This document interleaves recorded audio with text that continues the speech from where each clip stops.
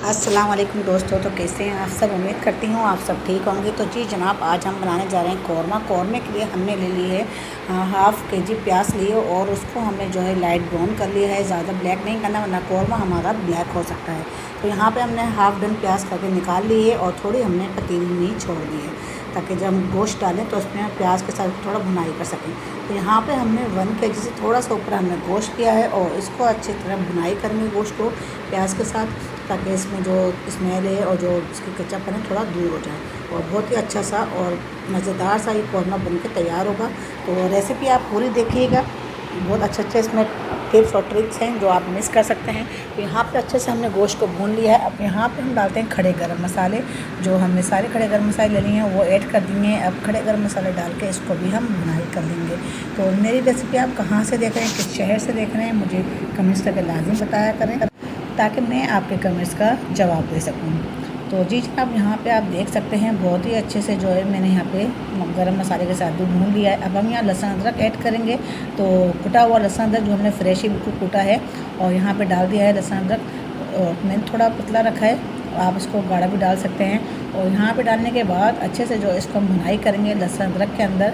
जैसे ही भुनाई हो जाती है तो जग में जो हमने लहसुन अदरक पीसा था उसी में हमें थोड़ा पानी हिला के हमने डाल दिया है। अभी हमने अपने मसाले ऐड नहीं करेंगे।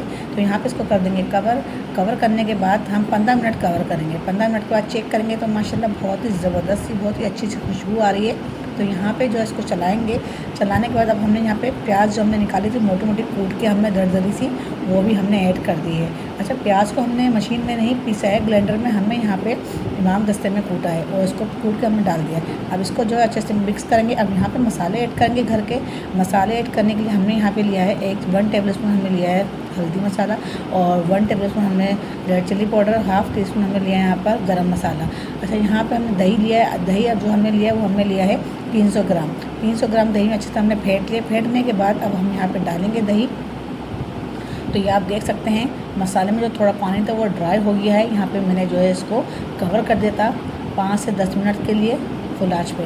तो यहाँ पे हमने मसाला जो दही था वो ऐड कर दिया है सारा। अब हिला के डाल देंगे पानी ताकि जो दही है वो ज़ाया ना हो। तो यहाँ पे अच्छे से इसको मिक्स करेंगे, चलाएँगे ताकि इसको जो है हमने अब मसाला जो है इसके अंदर ऐड कर दिया है दही का। और दही का हमने आँच हमने जो चूल्हे की आँच है वो हल्की रखी है, हमने तेज़ नहीं की है। अब यहाँ पे हम नमक ऐड करेंगे हस्बे ज़ायक़ा।